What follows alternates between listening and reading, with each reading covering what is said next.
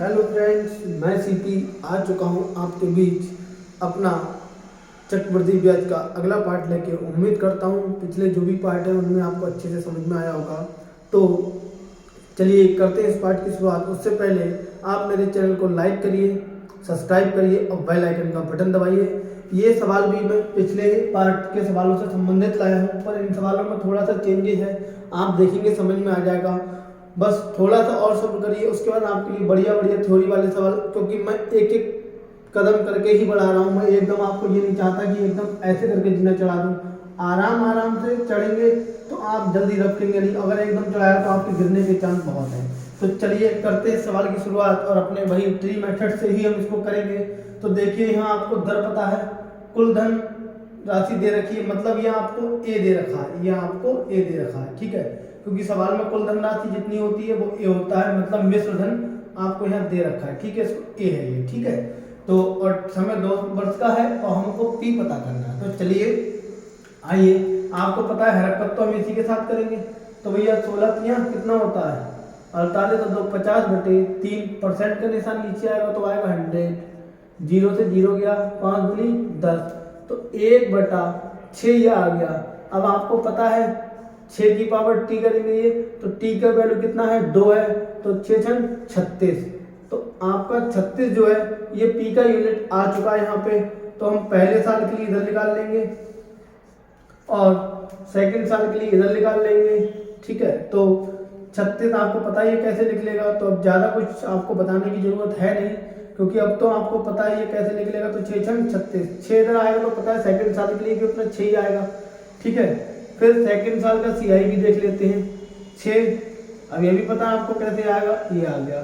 तो अब आइए हम आते हैं अपने सवाल की जानकारी पे, क्योंकि अभी यहाँ पे ये चीज़ तो आ गई। अब जैसा कि आपको पता है ये और ये तो ऐसा ही हो गया दोनों सालों का, ये और ये मिला के सीआई हो गया दोनों सालों का। तो देखो अब हमको देना है ध्यान अपने सवाल पर। हमको दिया हुआ क्या दे रखा है, यहाँ दे रखा है कुल धनराशि, मतलब मिश्र धन हमको यहाँ पे दे रखा है। जो ये कुल धन राशि है ये मिश्र धन है हमारा ए, ये हमको यहाँ पे दे रखा है कितना 1470 रुपए। अब आपको पता है ए बराबर क्या होता है पी प्लस सी आई, क्योंकि अब हमें पी की वैल्यू निकालनी है और हमें राशि दे रखी है ये, तो हमें पहले कुल धन जो मिश्र धन है उसका यूनिट पता होना चाहिए। तो ए बराबर पी का यूनिट कितना है 36 यूनिट है, ठीक है। और सी आई का यूनिट कितना है, देखो 6 6 12 1 13, ये 13 यूनिट है।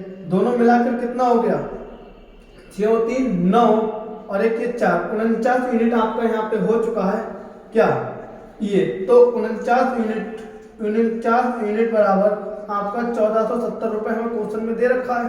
तो 1 यूनिट की अगर हम वैल्यू निकालें तो 1470/49।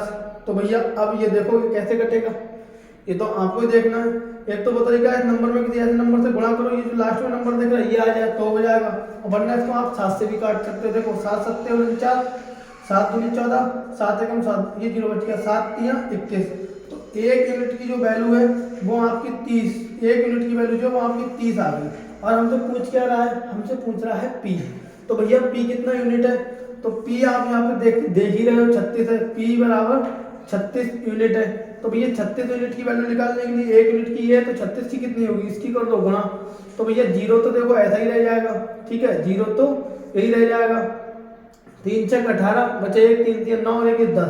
तो पी बराबर जो मूलधन था वो हमारा 1080 रुपए था, और मिश्र धन कितना है 1470। तो आप देख सकते हो मूलधन जो हमेशा मिश्र धन से कम होगा, कम ही है। तो चलिए अब इस क्वेश्चन को हम कर लेते हैं चेक। अब मानिए उसने दे रखा है कुल धन दे रखा है, ठीक। अब हम इसमें फार्मूला लगाएंगे तो हमें काफी समय लगेगा, तो फिर हम क्यों फार्मूले बजाय जब हमको यहाँ से सारी चीजें सामने हैं तो फिर इसको चेक करने की जरूरत नहीं, क्योंकि फार्मूला लगाएंगे तो लंबा पड़ेगा। तो चलिए आप इसका स्क्रीनशॉट कर लीजिए, फिर हम चलते हैं अगले क्वेश्चन की तरफ।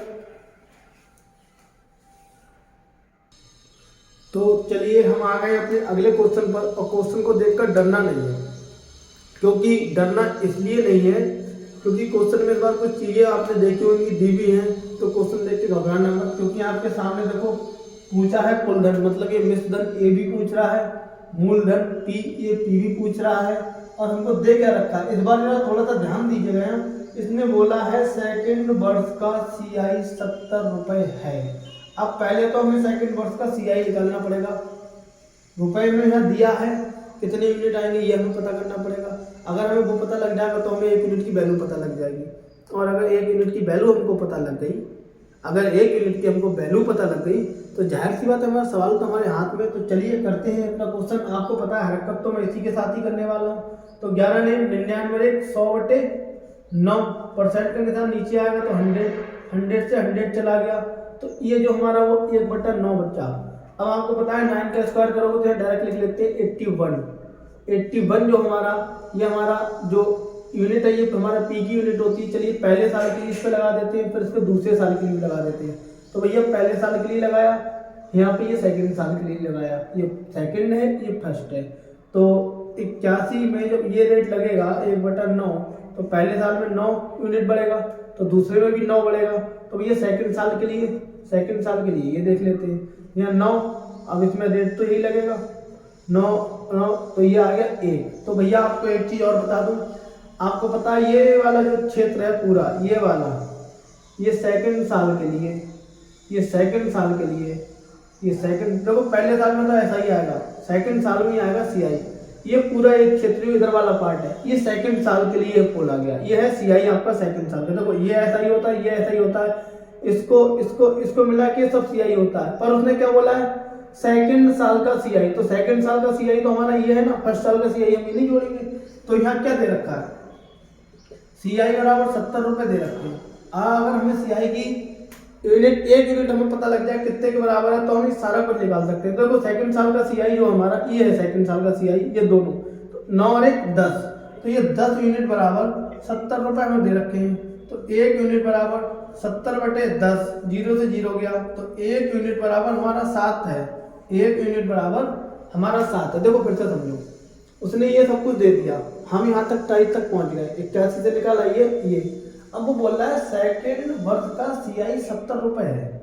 उसने कहा सेकंड वर्ष का, उसने टोटल CI नहीं बोला। इस बार हमने कंडीशन लगा दी जो हमारा दूसरा साल है उसका CI जो है वो 70 रुपए है। ये तो दूसरा साल हमारा ये वाला है, ये वाला हमारा दूसरा साल है। तो दूसरे साल में कितना यूनिट है 10 यूनिट। 10 यूनिट पर 70 रुपए दिए, 1 यूनिट की वैल्यू आ गई 7 रुपए। तो अब वो क्या कह रहा है कुल धनराशि निकालो, पूछ रहा है कुल धनराशि में धन पूछ रहा है। तो A बराबर आपको पता है क्या होता है P प्लस CI। तो आपको 1 यूनिट की वैल्यू पता है। तो भैया A बराबर हमको निकालना है। तो P यहाँ पे हमारा कितना है 81 यूनिट है। CI हमारा कितना है, अब CI देखो कितना है, CI हमारा टोटल है। सेकंड साल का CI ये है तो पूरा CI पूछेगा तो ये मिला के और ये मिला के तो ये पूरा CI है। तो 9 9 18 और 1 19 यूनिट ये है। तो अब A बराबर कितना यूनिट हो गया 9 और 1 10 बचा 1 8 1 9 1 10 ये 100 यूनिट हो गया। ठीक, तो A बराबर अब 100 तो ये है तो 1 यूनिट की वैल्यू 7 है तो उसकी कर दो गुणा। तो 100 यूनिट बराबर तुम्हारा कितना आ गया 700 रुपए आ गया आपका मिश्र धन। 700 रुपए आपका आ गया मिश्र धन। अब अगली बात वो क्या कह रहा है आप समझ गए ना, क्योंकि A बराबर P प्लस CI होता है, मतलब चक्रवृद्धि ब्याज जो होगा और जो मूलधन मिला दोगे दोनों को जोड़ दोगे तो आपका क्या हो जाएगा वो आपका मिश्र धन हो जाएगा। अब कह रहा है कि मूलधन, अब हमसे पूछ रहा है P हमारा कितना यूनिट है यहाँ पे P तो आपको पता है डायरेक्ट 81 यूनिट है। तो P 81 × 7 तो 7 एकम 7 7 अट्ठे 56 567 रुपए हमारा यहाँ पर मूलधन था। 567 रुपए हमारा मूलधन था। इस ब्याज दर से 2 साल में हमारा ये हो गया और CI हमारा ये है। हर सेकंड ईयर का CI हमें दिया था उसकी यूनिट हमने यहाँ से निकाल कर ये क्वेश्चन हमने कर लिया। तो आप उम्मीद करता हूँ आपको क्वेश्चन पसंद आ रहे होंगे, समझ में आ रहे होंगे। तो आप मेरी वीडियो को लाइक करिए, चैनल को सब्सक्राइब करिए और बेल आइकन का बटन दबाइए। चलिए आपके सवाल को उतारिए फिर करते हैं अगला सवाल।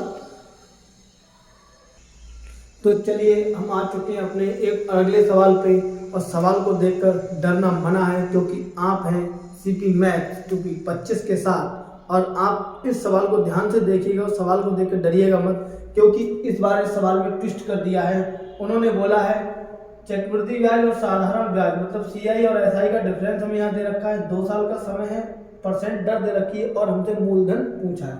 तो चलिए करते हैं सवाल। आपको पता है दिक्कत तो हम इसको ही पैदा करते हैं हर बार, रेट को हम दिक्कत पैदा कर देते हैं। फिर से 15/7 100, क्योंकि परसेंट के साथ नीचे जाएगा तो 100 आएगा। तो चलिए अब इसको करते हैं, 5 तिया 15, 5 दूनी 10, ये 3/20 आ गया। तो 20 का स्क्वायर करोगे कितना आएगा, 400 आएगा। ये 400 जो हमारा है वो हमारा P है। और अब आगे हमें चीज़ दे रखी डिफरेंस में, तो हमें CI तक तो जाना पड़ेगा।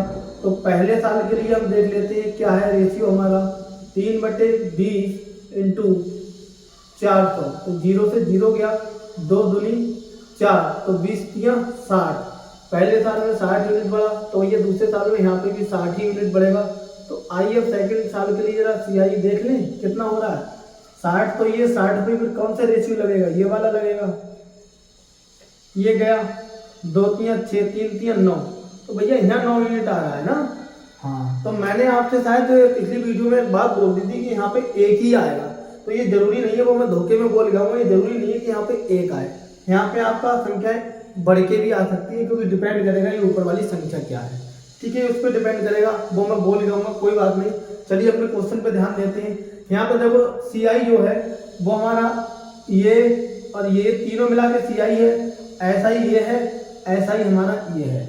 तो भैया हमें यहाँ क्या बोला है, CI माइनस SI बराबर 2 रुपये 70 पैसा यहाँ दिया है। तो भैया देखो CI 60 और 60 120 और 9 129 माइनस 60 और 60 120 यूनिट।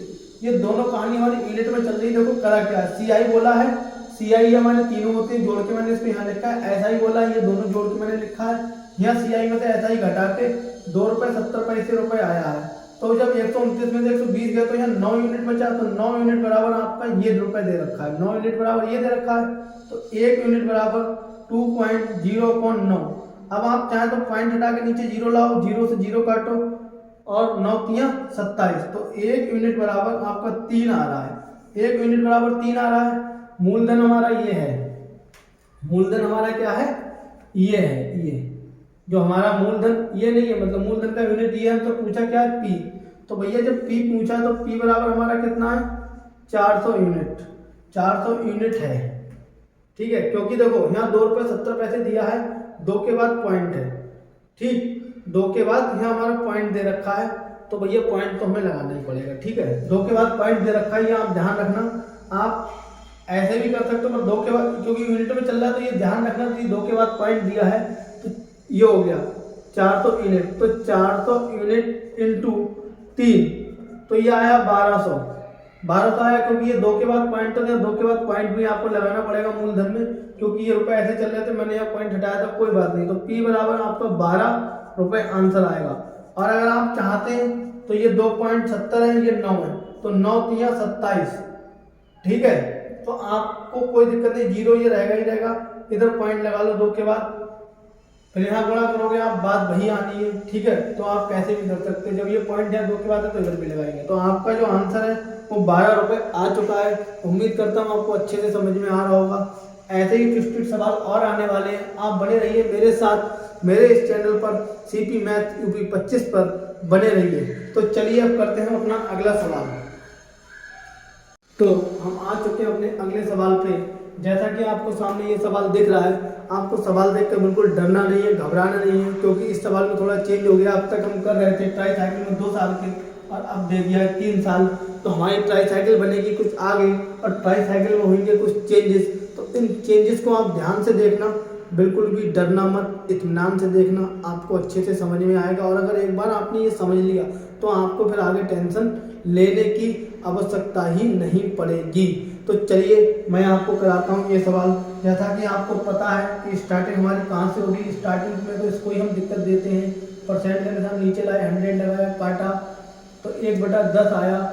10 पे हमने लगाई T, और T की वैल्यू यहाँ पे दे रखी है हमें 3, ठीक। T की वैल्यू हमें 3 दे रखी है। तो 10 का Q हमारा होता है 1000।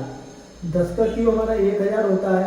तो पहले साल के लिए देख लेते हैं क्या आएगा, दूसरे साल के लिए भी देख लेते हैं क्या आएगा, और तीसरे साल के लिए भी हम देख लेते हैं क्या आएगा। ये हो गया हमारा तीसरा साल, ये हो गया दूसरा साल, ये हो गया पहला साल। तो पहले साल के लिए देखते हैं। हाँ, 1000 × 1/10 गया, 100 आया। ऐसा ही पहले साल का 100 है, तो ये तीनों सालों के लिए तो ऐसा ही तो 100 आएगा ही आएगा पहले। तो भैया दूसरे साल के लिए जरा इसका CI के लिए देख लेते हैं क्या है। तो ये दूसरे साल का CI हमें निकालना है। दूसरे साल का CI जो हमने निकाला तो ये हमारा 100 पे लिख लेगा। अब ये आया तो हमारा आया यहाँ पे 10। अब जो बात है वो अब यहाँ ध्यान देने की बात है, क्योंकि दूसरे साल में जो हमारा अब यूनिट बनना है वो 100 ये है और 10 ये आ रहा है, क्योंकि पहले देखो पहले साल का ब्याज बन के आया जो, तो इस पे तो ब्याज लगाया ही लगाया, मतलब चक्रवृद्धि को इस पे भी लगाया जो राशि बढ़ी है, तो ये इसकी बढ़ के यहाँ आ गई, तो 100 ये और 10 ये, तो 110। अब जो अगला आपका वो रेशियो लगाएगा वो 110 पे लगाएगा। क्या तीसरे साल के लिए वो यहाँ पे जो लगाएगा वो देखो ये वाला और ये 10 ये मिला के होगा आपका 110 इंटू 1/10। ये काटा, यहाँ पे आपका 11 यूनिट आएगा। अब एक चीज ध्यान रखना, अगर वो आपसे कहता तीसरे साल का CI बताओ, तो तीसरे साल का जो CI है आपका, तीसरे साल का CI जो है वो ये वाला है। तीसरे साल का CI आपका ये कहलाएगा। दूसरे साल का पूछता तो दूसरे साल का आपका ये होता, खाली ये होता दूसरे साल का। टोटल CI आपका ये पूरा है। तो चलिए अब आइए करते हैं आगे। देखिए यहाँ पे हमें दे रखा है CI बराबर हमें दिए हैं 6420 रुपए। 6420 दिए हैं, तो हम CI की यूनिट को पता कर लें तो हमें 1 यूनिट की वैल्यू मिल जाएगी, और अगर हमें 1 यूनिट की वैल्यू मिल गई तो हम मिश्र धन A निकाल पाएंगे। देखो ये 100, 200, 300, 310 और 321 यूनिट हमारा CI है, जिसको दे रखा है जो हमारे 6420 रुपए 6420 रुपए दे रखा है।